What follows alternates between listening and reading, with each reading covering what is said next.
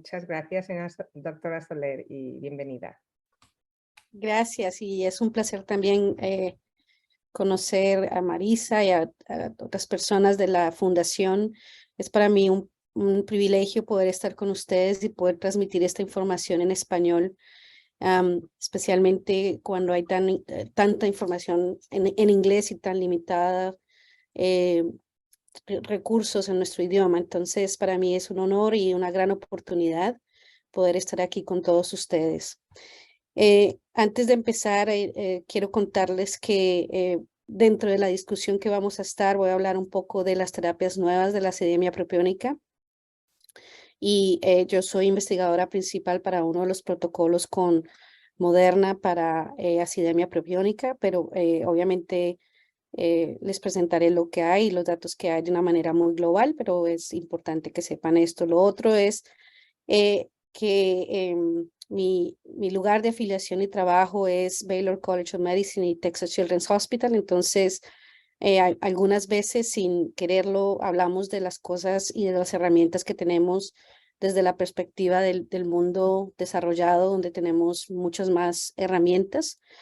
Así que voy a intentar reflejar estas herramientas más que todo para poder entender un poco qué hay en sus ambientes locales y cómo poder aplicarlos para poder llegar a un éxito en el tratamiento de esta condición. Pero quiero que me cuenten, veo más o menos 10, 12 personas conectadas, ¿desde dónde se están conectando el día de hoy para este espacio, para este encuentro? Cuéntenme en dónde están. Ya saben que yo estoy acá en Houston, Texas. Hola, buenas noches. O quieren hablar también, si quieren desconectar o conectar el teléfono, el audio y contarme en dónde están. Yo iba a tomar la iniciativa. Me llamo Teresa Paler. Yo estoy en la Ciudad de México y estoy aquí porque, bueno, también está aquí Miguel Amaya y los dos somos papás de Júpiter, que tiene acidemia propiónica. Es un placer estar aquí. Muchas gracias. Mucho gusto. ¿Ok? ¿Quién más está por ahí? Buenas tardes, mi nombre es Wendy Boteo. Yo me conecto desde Guatemala. Soy la mamá de Scarlett Saraí. Igualmente con el diagnóstico desde los 5 meses de nacida y ahorita tiene 12 años. Muchas gracias. ¿Alguien más nos quiere contar dónde están? Buenas tardes, mi nombre es Verónica, yo estoy en Chicago. Yo tengo una niña de 2 años y 2 años ya casi 3 con propiónica también. Muy bien, es un placer. ¿Alguien más quiere decirnos dónde están? Bueno, yo soy... te doy la palabra. Está bien, Vania, habla tú primero. Soy de Mexicali, Baja California, México, pero mi hija se atiende en San Diego, Estados Unidos, y ya tiene 3 años. Soy mamá de Verónica Isabel. Mucho gusto, gracias. Bien, ahora sí, yo soy Frances Torres, yo soy de Puerto Rico, pero estoy viviendo actualmente en Georgia. Mi nene tiene especialistas en Tennessee y en Georgia porque yo estoy en el mismo state line que conecta con Chattanooga. So, mi nene tiene 13 años con propiónica acidemia.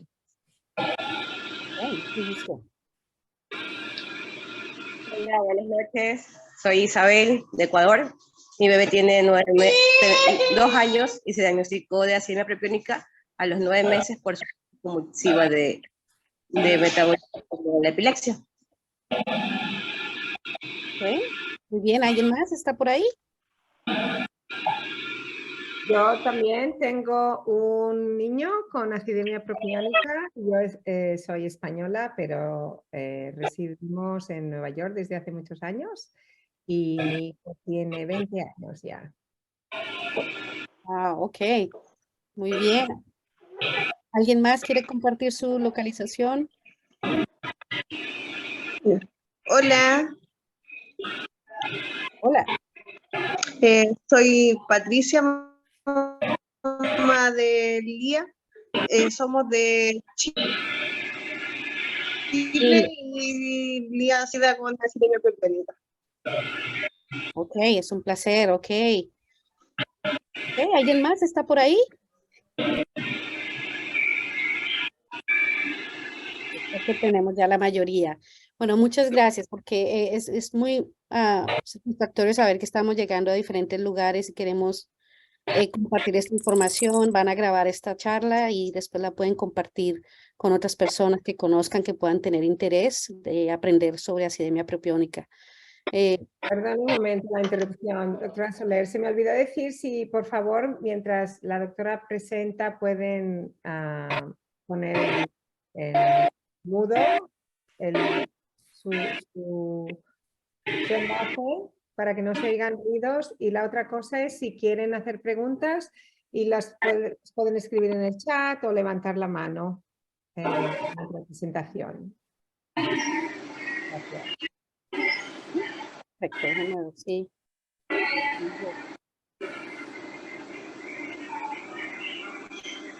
Podemos tener el silencio. ¿Me escuchan?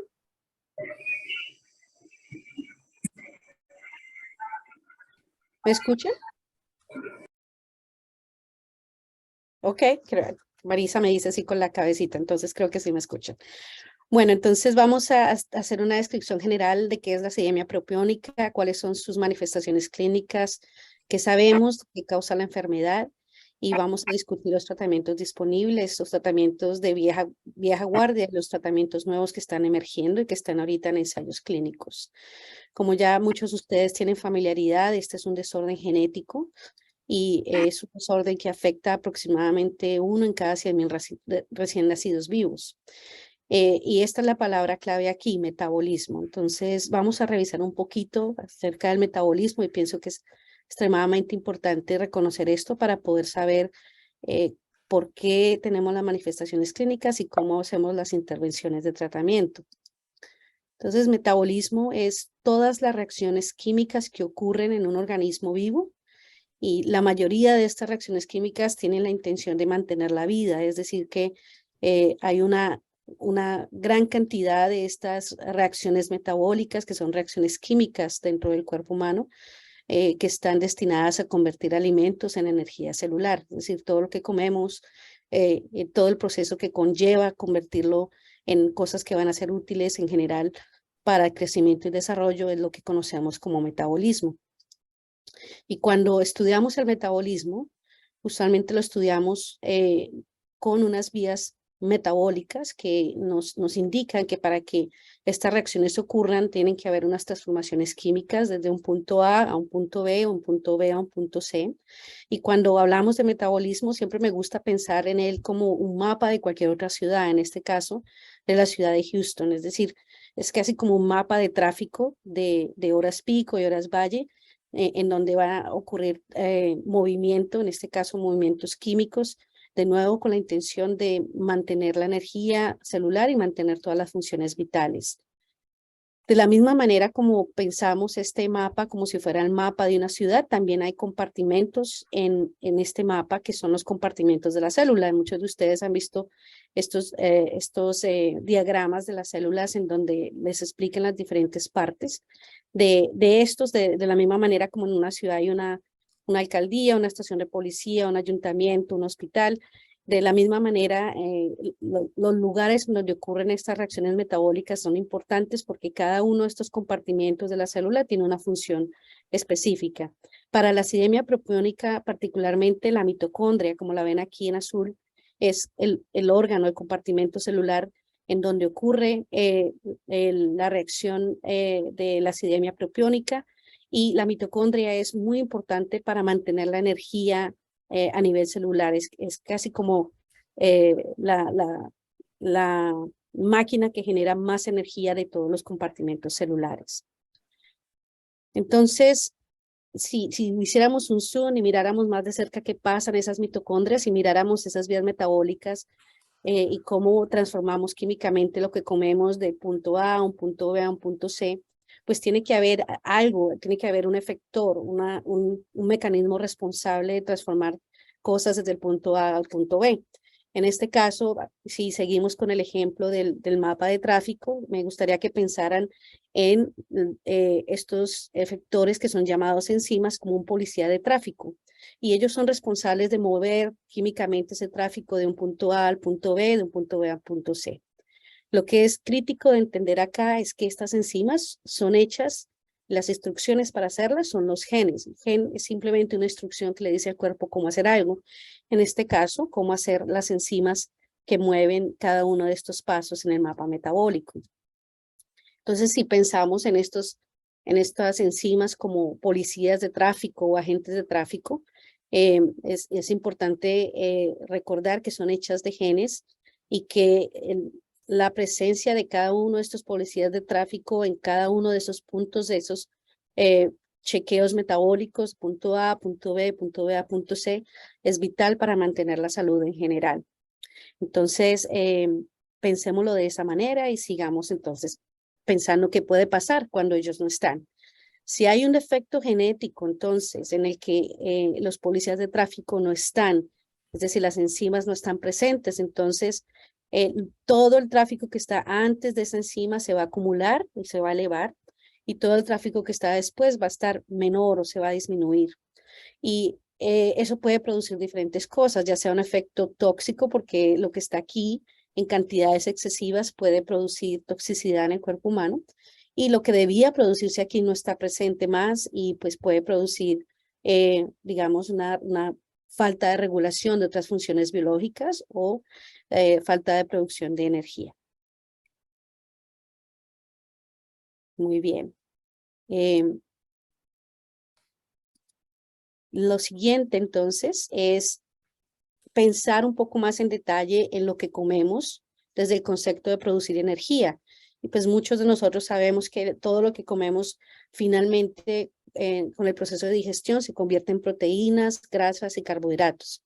Y esto va a ser importante porque cuando pensamos en desórdenes genéticos del metabolismo, siempre debemos pensar en qué parte de la nutrición estamos usando y a qué horas. Entonces, por ejemplo, las primeras 4 horas de ayuno, después de que comemos una comida regular, usualmente dependemos más de los carbohidratos, de las 4 a las 12 horas dependemos más de las proteínas, y después de las 12 horas vamos a depender un poquito más de las grasas. Entonces, esta regulación en el tiempo es muy importante cuando tenemos bloqueos, porque nos ayuda desde el punto de vista médico a entender cómo tratar a los pacientes y entender por qué pueden tener diferencias metabólicas serias dependiendo de qué tanto tiempo han estado en ayuno o en problemas metabólicos.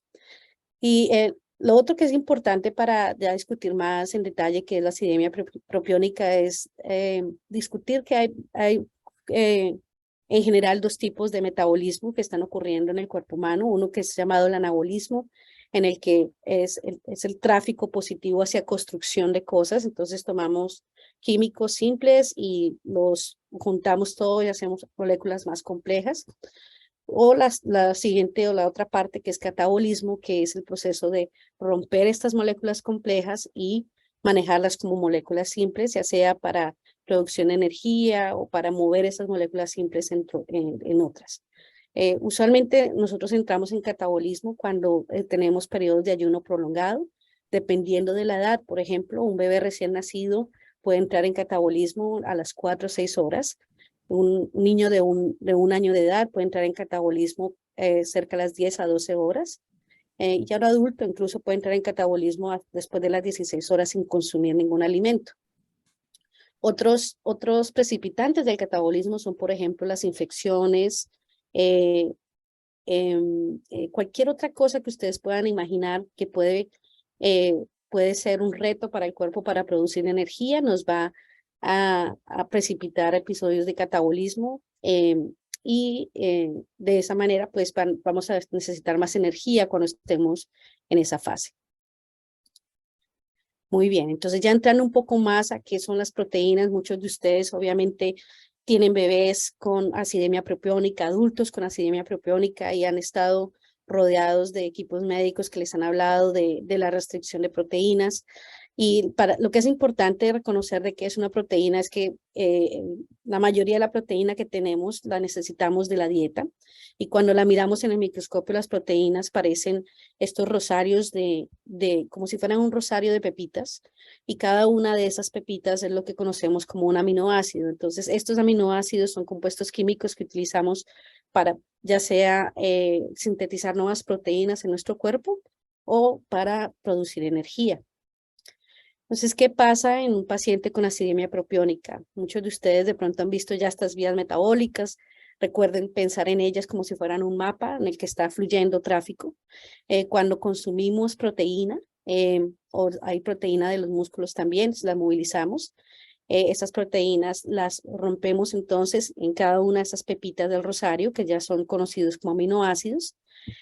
Particularmente estos aminoácidos, isoleucina, valina, metionina, treonina, van a ser convertidos de punto A a punto B, en este caso ácido propiónico o propionil-CoA, y ese ácido propiónico después es convertido en energía y otras formas de crecimiento a través de una enzima que se llama propionil-CoA carboxilasa. Entonces, esta enzima es hecha de estos genes, de nuevo, esta policía de tráfico que está movilizando ese ácido propiónico para sus siguientes pasos en el metabolismo. Para poder continuar con el proceso normal de energía y crecimiento.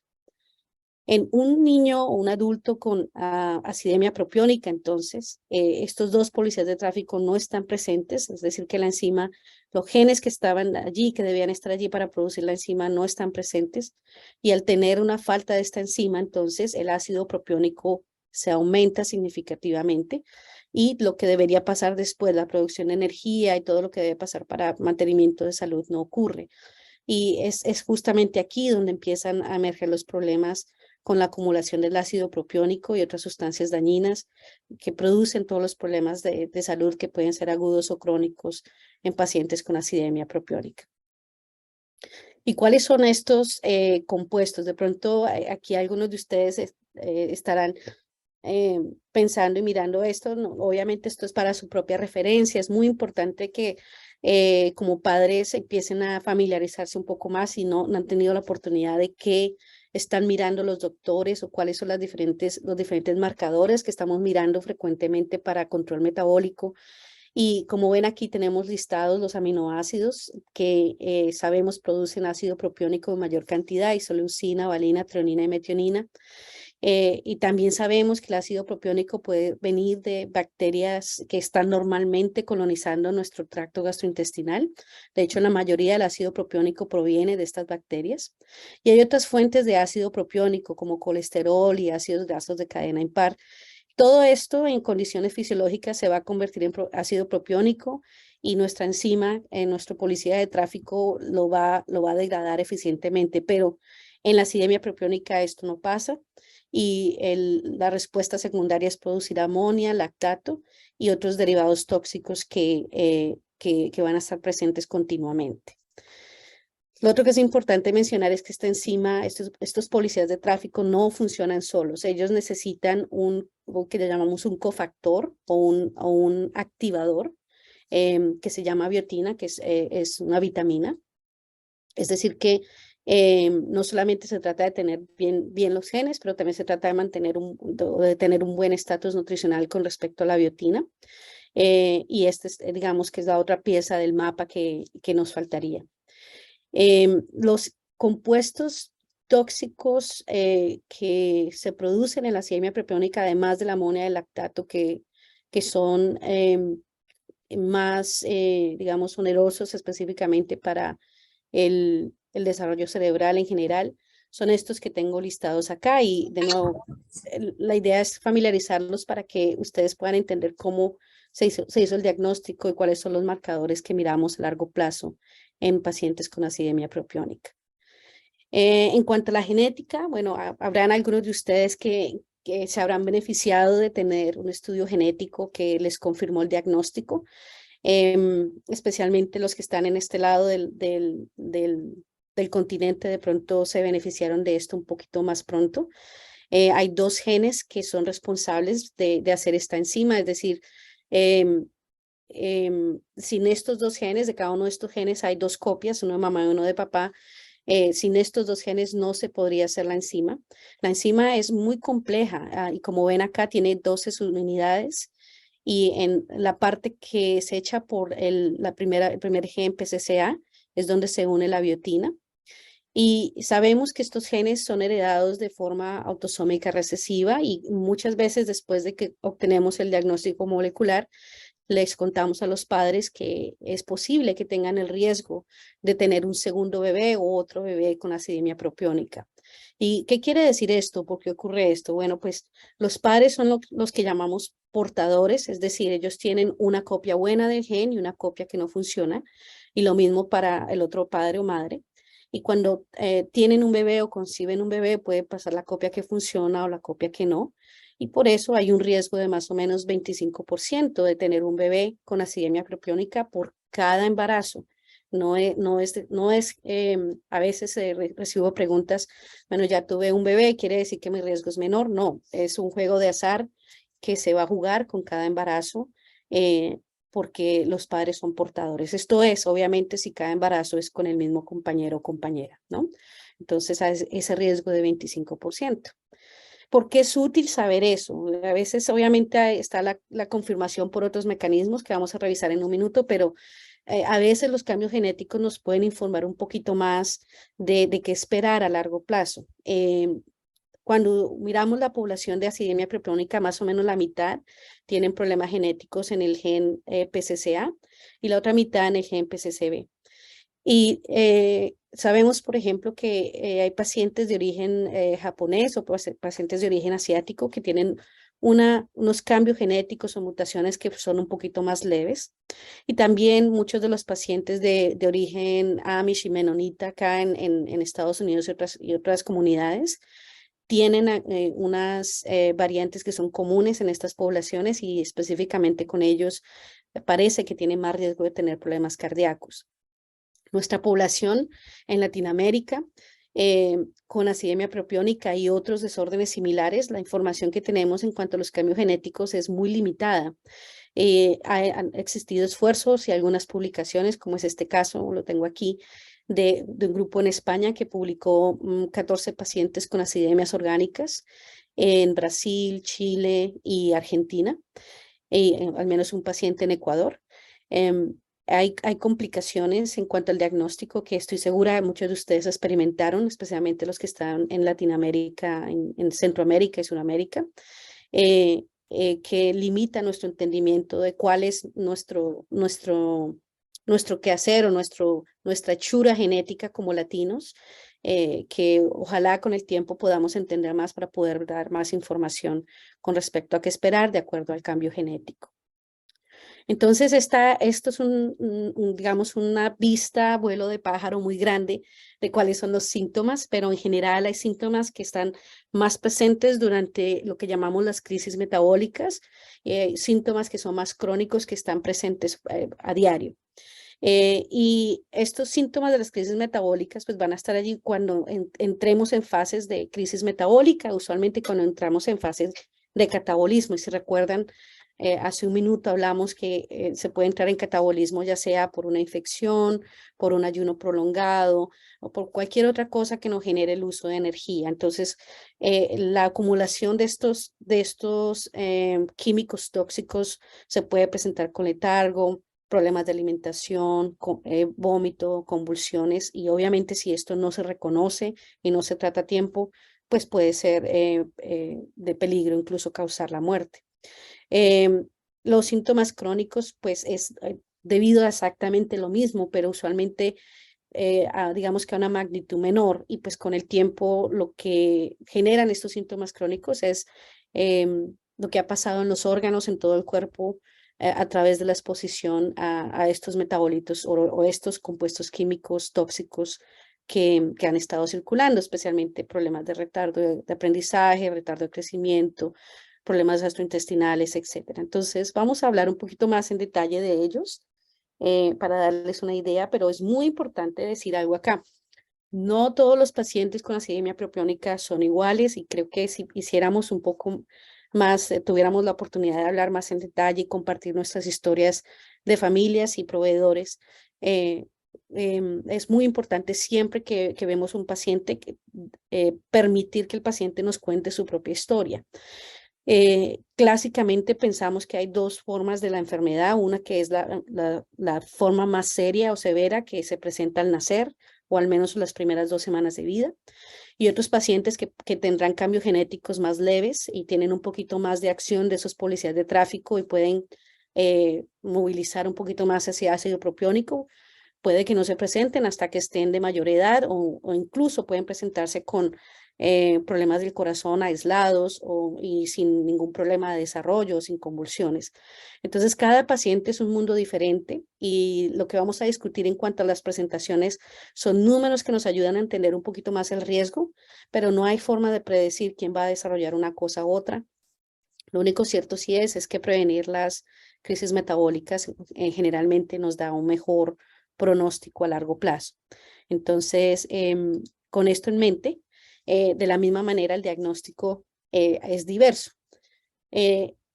Usualmente, especialmente en Latinoamérica, los niños se diagnostican en el primer año de vida o el segundo año de vida después de haber estado con síntomas crónicos, con hospitalizaciones frecuentes, con convulsiones de origen desconocido, con hiperamonemia o acidosis de origen desconocido, hasta que alguien, usualmente alguien con más tendencia académica, un médico con más tendencia académica, que tiene más familiaridad con estos desórdenes, pensó que probablemente esto podría ser un problema genético del metabolismo y ordenó en ese punto muy probablemente estudios metabólicos más especializados que lo que se puede hacer en un laboratorio común y corriente de un hospital. Y estos tóxicos que hablábamos antes son los que miramos a través de estudios de estos estudios más especializados como estudios de carnitinas aciladas o de ácidos orgánicos en orina o perfiles de aminoácidos o mediciones regulares en la sangre que nos permiten obtener un perfil bioquímico que nos lleva a los diagnósticos. Esto es usualmente la mejor forma de diagnosticarlo porque cuando existe acidemia propiónica hay un perfil muy detallado con estas metodologías y solamente necesitamos que alguien dentro de la odisea diagnóstica piense en el diagnóstico, porque la mayoría de estos ensayos, al menos en las ciudades grandes en Latinoamérica, están disponibles. Entonces, el primer paso para poder diagnosticar un niño con uno de estos desórdenes es pensar en ellos y tenernos en nuestra lista de diagnósticos diferenciales. Bueno, muchos de ustedes están tomando carnitina y se estarán preguntando, entonces, ¿cuál es el cuento de la carnitina? Porque cada vez que vamos al doctor nos da carnitina, hablamos de carnitina, etcétera. La carnitina, de hecho, es un nutriente muy importante, es también un aminoácido que es hecho en el hígado de los riñones. Nosotros tenemos también una vía metabólica para hacer carnitina en nuestro cuerpo, pero también viene de lo que comemos, especialmente la carne roja, ¿no? Entonces, carnitina, carne roja, ¿no? Entonces, la labor de la carnitina en el cuerpo es ayudarnos a usar las grasas para producir energía cuando tenemos periodos de ayuno largos, si recuerdan, más de 12 horas en un adulto. Entonces, en desórdenes como la acidemia propiónica, lo que pasa con esta carnitina es que ella es químicamente muy amigable con el ácido propiónico y se une al ácido propiónico y esta es una forma de detoxificación, es decir, una forma que tienen las células de ayudar a sacar el ácido propiónico para que pueda ser excretado en la orina. Entonces, esta unión de estos dos, esta amistad de carnitina con el ácido propiónico es lo que conocemos como propionilcarnitina y también se conoce como C3, porque son tres carbonos en su composición química. Este C3 y este entendimiento es lo que vemos en estos perfiles de acilcarnitinas. ¿Me escuchan? Sí. Sí, perfecto. Esto ya se había... Perfecto, se le pasó. Se había congelado, acá vamos. Es lo que vemos en estos perfiles de acilcarnitinas y como ven, por ejemplo, este es un ejemplo de uno de mis pacientes al nacer que ese nivel de C3 de propionilcarnitina fue exageradamente alto, en este caso 54,000 535 cuando el nivel normal es menos de 870. Entonces esto es muy importante porque nos ayuda con el diagnóstico, pero también nos está indicando que hay una forma de toxificación natural que el cuerpo está haciendo para sacar ese ácido propiónico de las células. Y pues también entendimos que esa unión de estos dos es muy importante para poder diagnosticar pacientes temprano, porque cuando medimos este C3 en muestras de niños, muestras de sangre seca que se obtienen del talón, podemos diagnosticar pacientes a tiempo muy rápido y esto es lo que conocemos como el cribado neonatal o tamiz neonatal o tamizaje neonatal. Entonces, muchas de las personas que están de este lado del continente probablemente se beneficiaron de esto y pudieron obtener diagnóstico temprano. Desafortunadamente, en muchos países de Latinoamérica aún no existe tamiz neonatal para acidemias orgánicas y pues esto es bastante preocupante porque es posible que hayan muchos niños que estén falleciendo sin saber ni siquiera que tuvieron esta condición. Entonces, ¿por qué esto es tan importante? Acá esto está en inglés un poco, pero la propionilcarnitina tiene muchas funciones a nivel celular y cuando está en exceso, pues va a ser disruptivo para diferentes funciones del corazón, estrés oxidativo, para la forma como movemos la parte de nuestras arterias y venas, la forma como movemos el colesterol, la forma como reaccionamos a la insulina. Entonces, el tener este exceso químico, pues desregula todas estas vías metabólicas y genera problemas a nivel de todos los órganos, es una condición multisistémica. Entonces aquí hay un resumen de todo lo que podemos ver a largo plazo a través de los años como manifestaciones secundarias de la acidemia propiónica y lo que voy a hacer en los siguientes minutos es hablar no de todos, pero al menos de las cosas que creo son más importantes para cuando estén en casa, ya sea que estén donde haya más recursos o menos, puedan tener una conversación con sus doctores y las personas que los cuidan de qué cosas pueden empezar a mirar para hacer diferencia. Entonces, la crisis metabólica. Creo que la crisis metabólica es de lo más, probablemente lo que más asusta tanto a los padres como a los proveedores, especialmente si no tienen experiencia en niños con acidemia propiónica. Como muchos de ustedes lo habrán experimentado, estos son momentos de enfermedad grave. Los niños tienen usualmente problemas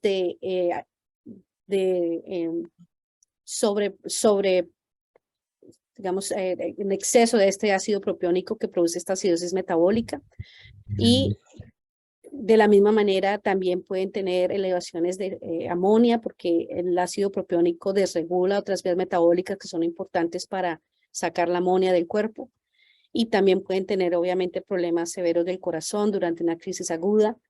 Este ácido propiónico es muy tóxico para la médula ósea, que es donde se hace la mayoría de las células blancas y rojas del cuerpo, entonces hay supresión de la médula ósea y pues hay riesgo de lo que conocemos como accidente cerebrovascular metabólico o el stroke metabólico. Entonces, esto es un resumen de cómo se deben tratar estas crisis metabólicas. Es muy importante tener esto en mente porque la mejor forma de tratar una crisis metabólica es primero prepararse y tener una guía anticipatoria. Entonces, reconocer los síntomas de las crisis metabólicas es muy importante y tener una carta de emergencias y si no hay una carta de emergencias, tener un lugar donde ustedes sí pueden tener proximidad y estar cerca de ellos, donde puedan tener atención inmediata. Estas cartas de emergencia son de uso estándar, obviamente en países con más recursos, pero estoy pensando ahorita en una iniciativa de pronto con la fundación, es hacer una carta de emergencias en español, especialmente para las familias que están en Centroamérica y Suramérica, que puede ser una carta estándar donde se pueda explicar básicamente qué hacer durante una crisis metabólica. El segundo paso es identificar qué está generando la crisis, es qué está haciendo que el paciente tenga más catabolismo. Entonces, si hay forma de intervenir eso, pues hay que buscar la forma de dar el tratamiento antibiótico, etc. Algunos niños con acidemias propiónicas muy severas pueden tener una crisis metabólica con vacunas o incluso con la salida de los dientes. Hay otros que no, hay niños que tienen más tolerancias y tienen unos cambios genéticos más leves. Entonces, no todos los niños van a tener la misma predisposición. El tercer paso, pues, es remover lo que está intoxicando, produciendo más ácido propiónico. En este caso, pues, es las proteínas. Empezar a dar carnitina por la vena con el mismo objetivo de unir el ácido propiónico a la carnitina. Y algunas veces también utilizamos biotina y otros detoxificadores de amonio. Es muy importante inmediatamente cuando se remueve la proteína empezar una vía endovenosa y es muy importante iniciar fluidos endovenosos con básicamente azúcar, dextrosa. Estamos diciendo al cuerpo humano en ese momento, bueno, no puedes usar proteína, te voy a dar otra fuente de energía, en este caso la dextrosa, que es lo mismo que glucosa, y va a ser muy concentrada de tal manera que haga que nuestro cuerpo reaccione y cambie de estar catabólico a volverse anabólico. Y en algunas ocasiones tenemos que incluso usar insulina. Obviamente ya si estamos en estas instancias, es probable que estemos necesitando usar cuidado intensivo, etc. Si ninguna de estas cosas funciona en general, a veces es necesario hacer diálisis renal y es muy frecuente escuchar en niños en el primer evento cuando nacieron que necesitaron diálisis renal porque el proceso metabólico era mucho más complicado en esos primeros días de vida. Entonces, después de que hay esas crisis metabólicas está la dieta. Y pues la dieta intenta reducir esa cantidad de ácido propiónico usando productos metabólicos que no tienen ninguno de estos aminoácidos y otros componentes que pueden producir ácido propiónico. Y está entonces también la complementación de otra proteína, porque igual tiene que haber un balance y es necesario obtener al menos una cantidad suficiente de proteína para crecer y desarrollarse. La mayoría de los pacientes requieren usar otro complemento en sus dietas para darles más calorías y evitar el catabolismo. Estos son uno de los productos que usamos en los Estados Unidos. Es muy frecuente que los pacientes requieran usar un tubo de gastrostomía para poder mantener los regímenes de alimentación, ya que obviamente el ayuno prolongado puede precipitar una crisis metabólica. Como podrán imaginarse, es ideal que haya un manejo dietético muy cercano con una persona que tenga experiencia y una nutricionista con experiencia en estos desórdenes, porque a veces la sobrerestricción también puede producir catabolismo y una crisis metabólica y eso pues obviamente puede ser más peligroso y puede poner en riesgo la vida. Ahora, esto me imagino que es la despensa de muchos de ustedes en casa, en la mesita de noche. Deben tener algunos de estos medicamentos que se usan en acidemia propiónica. Obviamente hablamos de la levocarnitina. La cantidad de dosis o cuánta levocarnitina toman los pacientes con acidemia propiónica es muy variable. No se ha calculado una dosis exacta. De nuevo, eso depende de qué tan severa la acidemia propiónica sea. Pero es muy importante que cuando calculemos la dosis también pensemos en la carnitina que viene de alimentos y en muchos de los productos metabólicos también están enriquecidos con carnitina. En general, la carnitina siendo un nutriente, un aminoácido que producimos y lo usamos en la dieta constantemente, tiene un perfil de bioseguridad muy bueno, pero evitar excesos, por ejemplo, si hay exceso a veces tenemos un olor a pescado en el cuerpo o en nuestro sudor. Entonces, a veces los padres nos pueden referir este tipo de cosas. Entonces, sobredosificar no es una buena idea en general. La terapia de antibióticos es algo que se ha intentado con la idea de reducir la cantidad de bacteria en el estómago que produce ácido propiónico. Y la idea es hacer ciclos de 1 semana recibiendo el antibiótico y 3 semanas sin recibir el antibiótico. Esto puede ser de uso en algunos pacientes, especialmente si han tenido crisis metabólicas frecuentes y no han podido controlarse solo con la dieta de la levocarnitina. Entonces, esto es alguna de las otras actividades que se pueden intentar. Usar biotina es frecuente también. No hay un consenso específico de cuál es la dosis o cómo usarla. Lo cierto es que la mayoría de los pacientes lo usan. Generalmente es una vitamina y también su perfil en general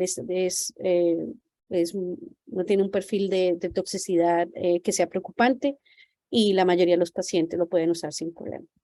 El último que está aquí es el ácido carglúmico. Algunos de ustedes de pronto usaron o han usado esto en una crisis metabólica. El ácido carglúmico ayuda con la parte de la producción excesiva de amonía. Y usualmente los datos que tenemos con respecto al ácido carglúmico nos indican que es muy posible que sea más apropiado para cuando hay una crisis metabólica y no tanto para uso crónico. Problemas de crecimiento obviamente tienen que ver con todo esto. Si yo tengo este problema con este ácido propiónico, estoy frecuentemente en el hospital con una crisis metabólica, pues voy a tener problemas con nutrición también, porque mi dieta está limitada en proteína y tengo un manejo muy estricto de mi dieta. Entonces es muy frecuente tener problemas de crecimiento en niños con acidemia propiónica. Algunas veces también podemos tener problemas de crecimiento de la cabeza, que obviamente van a ver en un minuto, impacta el desarrollo. Y esto pues, si tenemos más crisis metabólicas, entre más crisis metabólicas va a ser más notorio. Y ya hablando un poco más de los problemas neurológicos, que naturalmente es de lo que más preocupa a los padres como a nosotros los médicos. En niños con acidemia propiónica, el retraso en el desarrollo es clave y es crónico, pero sabemos que hay riesgo de regresión o de perder habilidades con cada crisis metabólica. Entonces, tener esa carta de emergencias y tratar de tener un plan detallado para la crisis metabólica es importante. La discapacidad intelectual como tal, pues es frecuente, puede ser hasta casi 80% de los pacientes, de nuevo, dependiendo de qué tan severa sea la acidemia propiónica. Hay espectros de pacientes que no tienen ninguna disabilidad intelectual o disabilidad intelectual muy leve. Y pues otras manifestaciones neurológicas como convulsiones, hipotonía, espasticidad o tener las extremidades muy tiesas puede también estar presente, así como trastornos del movimiento. Cada vez que hay más episodios de crisis metabólica, pues hay más riesgo de tener más manifestaciones neurológicas. Y una de las cosas que se ha estudiado más es las convulsiones y epilepsia. Entonces, casi la mitad, de 13 a 50% de los niños que están en los estudios publicados han tenido problemas de convulsiones y epilepsia. Casi que un 60% cuando se hacen estudios con el electroencefalograma se puede ver algo. Y es posible que las convulsiones, cuando están bien controladas y empieza el niño a tener más convulsiones, hay que tener preocupación de que esto puede ser la indicación de un accidente cerebrovascular. ¿Y qué son estos? ¿Por qué pasa todo esto? Bueno, pues hablamos de esta acumulación de estos tóxicos y cómo estos pueden elevarse rápidamente en un episodio de crisis metabólica. Y algo que hay que reflexionar acá es que este problema de la acumulación de energía es muy importante porque la mayoría de los cambios cerebrales que ocurren a largo plazo son en áreas del cerebro que son muy sensibles a la energía, las áreas del cerebro que son importantes para el movimiento en general, que son lo que llamamos los ganglios basales, que es lo que está casi acá a la altura de la nariz, en la parte de aquí hacia el cráneo, y son grupos de neuronas que son muy importantes para movimiento. Entonces, ellas se ven muy afectadas en los niños con acidemia propiónica, porque de nuevo hay una sensibilidad grande a energía, y es lo que vemos a largo plazo como cambios neurológicos que se presentan con estos síntomas que estábamos hablando atrás. Otras manifestaciones, pues obviamente trastornos de déficit de atención, trastornos de autismo, y han existido casos, no quiere decir que todos los niños con acidemia propiónica van a tener problemas psiquiátricos, pero han existido casos de personas con acidemia propiónica muy leve que se diagnosticaron a los 20 o 30 años porque tuvieron episodios psicóticos o manifestaciones psiquiátricas agudas. Esto solamente nos dice de la toxicidad, cómo estos químicos a largo plazo van dañando van haciendo daño a nivel celular en nuestro cerebro que se pueden presentar de diferentes formas. El siguiente órgano es el corazón. Pues el corazón en acidemia propiónica, de nuevo, un órgano que requiere mucha energía, también se puede ver afectado. Pueden pasar, usualmente pasan dos cosas. Primero, el corazón se pone más grande y más grueso, que es lo que llamamos la hipertrofia cardíaca. y a medida que va pasando el tiempo se va dilatando, se va volviendo como una bolsa, que es lo que llamamos la cardiomiopatía dilatada. También pueden haber problemas en la forma como conducimos el impulso eléctrico en el corazón. Específicamente se puede poner más lento esa conducción del corazón, que es lo que llamamos prolongación de los intervalos QT en los estudios de electrocardiograma. No todos los niños de nuevo van a tener problemas del corazón, 7 a más o menos 24-30% de los niños van a desarrollar esto. La edad media del inicio es 7 años, al menos en alguno de los estudios. No hay forma de predecir quién va a tener problemas del corazón, al contrario que los problemas neurológicos, la cantidad de compensaciones metabólicas no tiene relación con los problemas del corazón, al menos no está clara. Y también sabemos que puede ocurrir aislada en algunas ocasiones, y pues obviamente si no se reconoce y no se cuida puede ponernos a riesgo de muerte súbita. Los problemas del ritmo cardíaco, pues a veces pueden producir desmayos, problemas con palpitaciones. Es muy importante que cuando estamos en una crisis metabólica y usamos algunos medicamentos para controlar el vómito, algunos de estos medicamentos per se pueden alterar el ritmo cardíaco, entonces es muy importante usarlos con precaución. Más importante saber que esto puede ocurrir para que los pacientes puedan ser monitoreados frecuentemente. En cuanto a las manifestaciones gastrointestinales, pues tienen que ver con todo, pero una que quiero que piensen siempre y que usualmente no, incluso en el ambiente donde trabajo, que es en un hospital muy grande, no se piensa es el riesgo de inflamación del páncreas.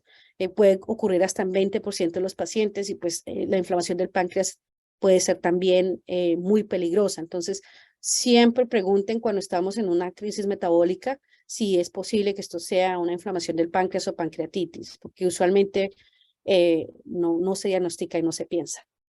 En cuanto a los otros síntomas que están acá, pues son relacionados también con el daño neurológico, la dificultad para comer, etcétera. Y pues el daño del hígado, obviamente esta enzima es más que todo expresada en el hígado, es el órgano que más tiene la capacidad de utilizar el ácido propiónico, entonces la acumulación a largo plazo va también a generar problemas del hígado. Por último, el riñón, lo quería mencionar porque hay mucha confusión o hay mucha información mezclada con la acidemia metilmalónica, que es digamos, la enfermedad más parecida a la acidemia propiónica, en la que los problemas del riñón son muy prominentes. En la acidemia propiónica no son tan prominentes, puede pasar, pero usualmente si ocurren es una instancia rara y si ocurre puede pasar ya en la tercera o cuarta década de la vida. Por último, creo que esta es la última diapositiva de manifestaciones ya como tal. Como hablábamos, el ácido propiónico se acumula en la médula ósea y pues puede producir diferentes síntomas en cuanto a hematología y el sistema inmune. Anemia, recuentos de células blancas bajas, algunas veces necesitan incluso medicamentos para subir estas células en el cuerpo, especialmente una célula que se llama neutrófilo, que es muy importante. Entonces, esto en el contexto de alguien que está enfermo constantemente, viene al hospital con crisis metabólica, si el sistema inmune no funciona, va a estar más propenso a tener infecciones graves. Aparte de eso, a veces usamos líneas centrales, catéteres centrales. Entonces, como que vamos avivando la llama para poner más riesgo de una crisis metabólica severa, ¿no? Entonces, la importancia de esto es reconocer que hay riesgo de infecciones más graves. Entonces, es importante tener las precauciones del caso cuando trabajamos con los doctores de hematología para reconocer esas infecciones a tiempo. Por último, los problemas de los ojos y de la audición, también otro problema grande que preocupa a nivel crónico. Casi 30% de los pacientes van a tener problemas del nervio óptico, que es el que conecta el ojo con la parte de atrás del cerebro y transmite la visión. Cuando hay crisis metabólica es posible que haya más afectación del nervio óptico. La edad media del diagnóstico de problemas del nervio óptico es entre los 12 y los 13 años, pero más o menos a los 2 años algunos pacientes ya pueden tener manifestaciones que pueden ser más serias. Y la pérdida de la audición también puede estar presente, pero no es tan frecuente como el problema del nervio óptico. Pues hay que tener entonces especialistas para todo esto, oftalmólogo, otorrino, etcétera, para poder mirar esto a largo plazo. Lo cierto es que hay mucha mejoría en cómo estamos atendiendo y tratando, a pesar de que tanta insuficiencia con el diagnóstico y tratamiento. A través de los años tenemos más capacidad de ayudar a las familias y más capacidad de sobrevivencia. La mayoría de los niños en los 80 y 90 fallecerían, digamos, el riesgo de fallecer era muy alto, hasta 90%. Hoy en día es mucho menos. Los últimos datos del 2010 nos dicen que de 7 a 12%. Y probablemente estamos en los casos más severos que no tienen diagnóstico, no se benefician del tamizaje neonatal. Hay estudios que están pendientes de adultos, así que siempre es difícil saber cuál es la mortalidad, pero definitivamente hemos mejorado mucho en diagnosticar la enfermedad gracias al tamiz neonatal. ¿Cuándo pensar en trasplantes? Entonces, bueno, si la enzima es mayormente expresada en el hígado, también en el riñón, ¿por qué no pensar en un trasplante? Entonces, esto viene de estudios también en animales, especialmente en ratones, en los que se probó ese concepto de que reemplazar el hígado, la función del hígado podría causar diferencias. Y usualmente en centros especializados la conversación del trasplante aparece cuando tenemos mucha inestabilidad metabólica, con frecuentes admisiones al hospital, cuando hay enfermedad renal crónica o cuando hay un problema del corazón muy grave ya. Usualmente las conversaciones no son tan, digamos, no son directas y obviamente hay muchos detalles que de pronto se pierden en esta revisión corta, pero digamos que el factor que nos lleva a pensar más en un trasplante es la inestabilidad metabólica frecuente y severa. Ahora, hay varios centros que hacen esto más frecuentemente. En mi centro, aquí en Texas Children's, nosotros incluso recolectamos en el tiempo cuántos pacientes habíamos trasplantado y publicamos esa experiencia. También hay otros centros que han publicado su experiencia. Y lo que hemos aprendido es que el trasplante de hígado disminuye la frecuencia de los problemas metabólicos. Entonces, si usted tiene un nuevo hígado, ese nuevo hígado va a procesar el ácido propiónico mucho mejor, pero recuerden que el resto de sus órganos o todo el resto de su cuerpo todavía produce ácido propiónico, pero bueno, esto obviamente ayuda a bajar el riesgo de una decompensación metabólica. También es cierto que los pacientes están con mejor calidad de vida, aumenta la esperanza de vida, también hay una noción de que puede ahorrar costos y que puede también ayudar con los problemas del corazón. Pero también hemos aprendido que no es totalmente curativo, que a pesar de que mejora el riesgo de tener una crisis metabólica, no todos los pacientes que reciben trasplante han dejado de tener accidentes cerebrovasculares o stroke metabólicos, han ocurrido.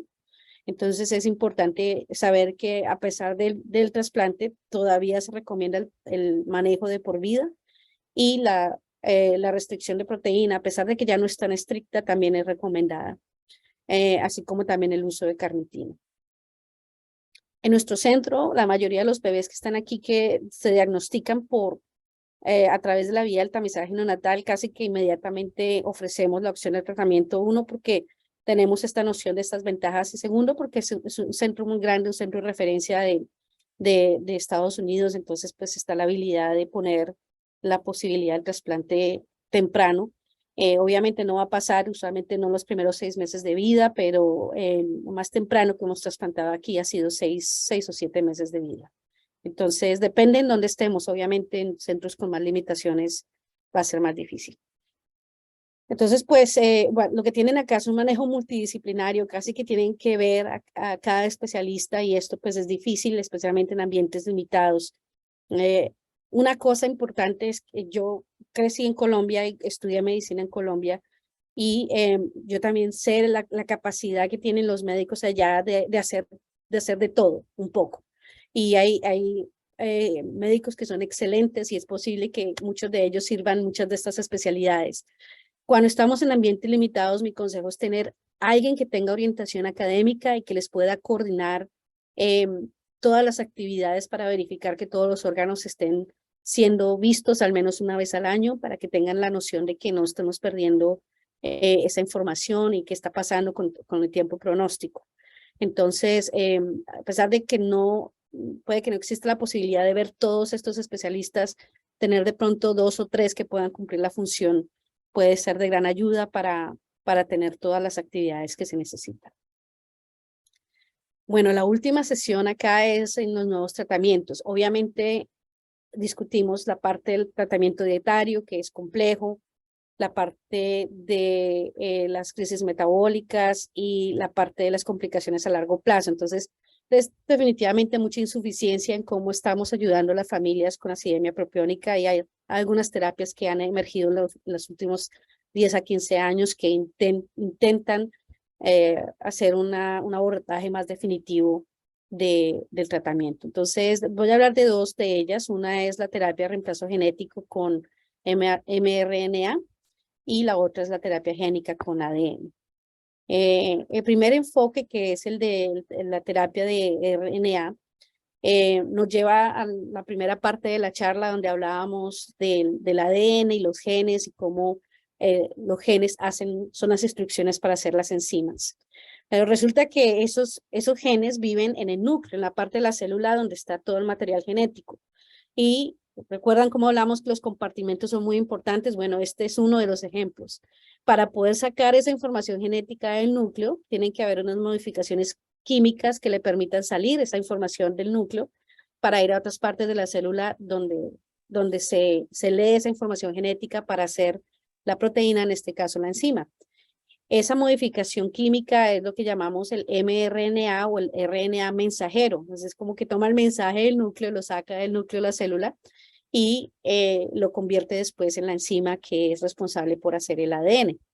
Entonces, teniendo en cuenta eso, esta nueva tecnología lo que intenta es sintetizar en el laboratorio el RNA mensajero y envolverlo en una nanopartícula, es decir, una partícula microscópica. Obviamente todo esto es muy pequeño, imagínense eso, y tener una cantidad suficiente de esas nanopartículas con ese mensajero y después hacerlo en una infusión a través de la vena para que esas nanopartículas que están marcadas atrás vayan principalmente al hígado y entreguen ese mensajero al hígado para que el hígado, las células del hígado que les falta este mensaje, puedan entonces empezar a usar este mensaje para producir la enzima que nos ayuda a limpiar el ácido propiónico.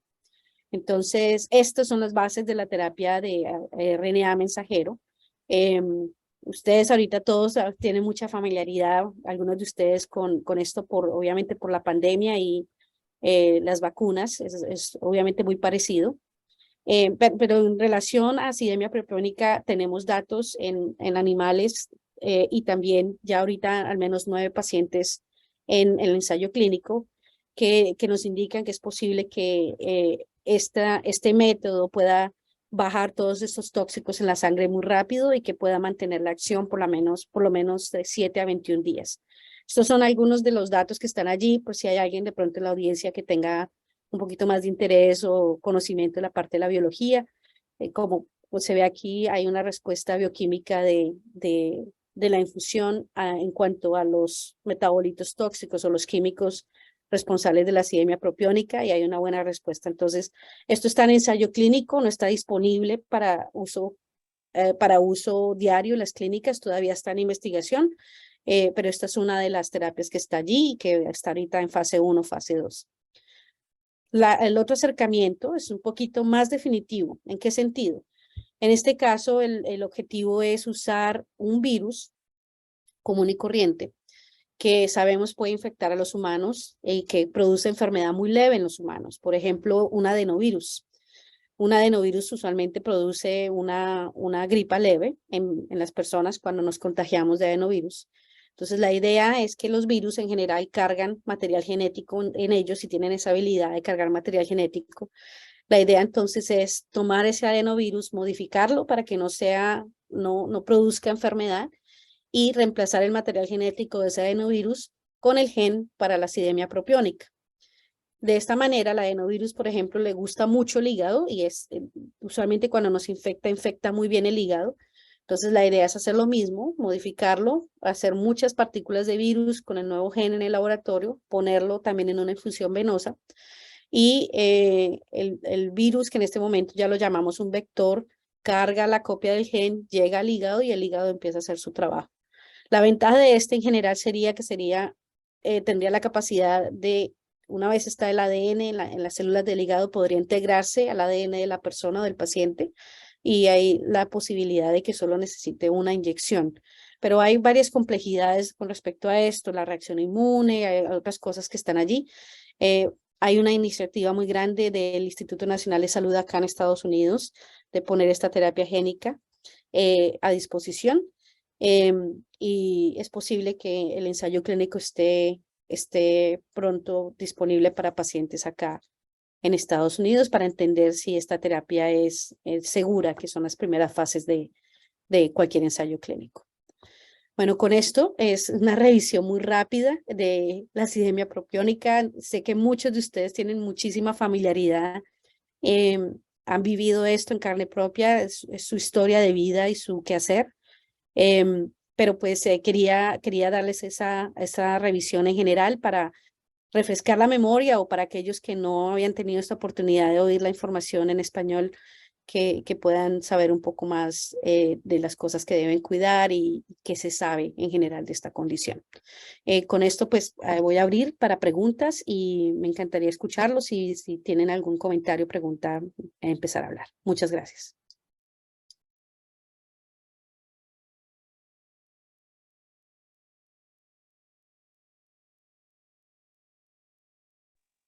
Hola Claudia, buenas noches. No sé si me escuchan. Sí, sí te escucho. Buenas noches. Buenas noches, Claudia. Gracias por tu exposición muy clara. La verdad que estoy muy atenta acá escuchando desde Argentina a Buenos Aires. Te quería consultar respecto de cuestiones en la piel, si allá hay antecedentes, porque bueno, mi hijo Tristán está últimamente con bastantes cuestiones en la piel.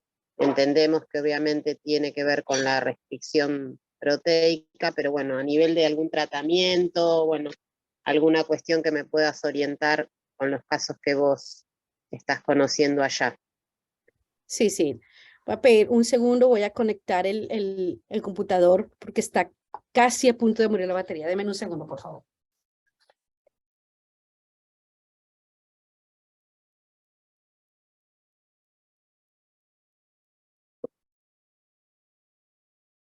Bueno, los problemas de la piel, hay varias cosas para tener en cuenta. Como tal, digamos que no hay un mecanismo directo de toxicidad o que se haya reconocido toxicidad del ácido propiónico con la piel. Y la mayoría de los problemas de la piel, si son problemas de descamación, tienen que ver con la sobre restricción de proteína. Entonces hay que tener mucho cuidado. Hay los tres aminoácidos que mencionábamos, isoleucina, valina y leucina. Son los tres aminoácidos que más producen ácido propiónico con las bacterias anaeróbicas. Y de esos, isoleucina, si se sobrerestringe, es muy importante para la piel. Entonces, una pregunta que yo haría es mirar los perfiles de aminoácidos en plasma de tu bebé y asegurarnos que no tenga esos niveles bajos. Algunos proveedores, no sé si sea tu caso, en Argentina hay muy buenos proveedores, ven que esos niveles están bajos y piensan que es bueno porque pues leen que estos pueden ser tóxicos y producen los elementos tóxicos de la acidemia propiónica y los niveles crónicos bajos de esos aminoácidos pueden producir los problemas de la piel. La segunda posibilidad es que haya más la parte inmune y que tengamos